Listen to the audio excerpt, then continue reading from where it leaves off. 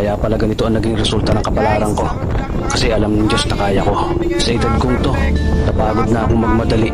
Kaya lahat ng ginagawa ko ngayon, ini-enjoy ko na lang.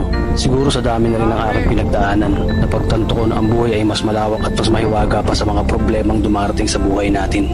Tumatanda na tayo, baka sa kakahabol natin sa masagana at maayos na buhay, ay hindi na natin na-enjoy ang buhay. Baka nabubuhay na lang tayo dahil nape-pressure tayo sa sasabihin ng ibang tao. Marami na rin akong mga naging maling desisyon sa buhay, pero lahat yun nagsilbing aral sa akin at natuto ako sa mga pagkakamali ko. May mga taong sobrang nating mamahalin at bibigyan ng halaga, pero ibabalik lang sa atin ay kabiguan at matinding trauma. Kaya wag nating liliunin ng mga taong tulad nila dahil mas payapa kapag hindi ka na interesadong malaman pa kung ano pang balita sa kanila. At wag mong idepende ang sarili mo sa kahit kanino. Tandaan mo, kahit sarili mong anino, iiwan ka din nito kapag madilim na ang paligid mo.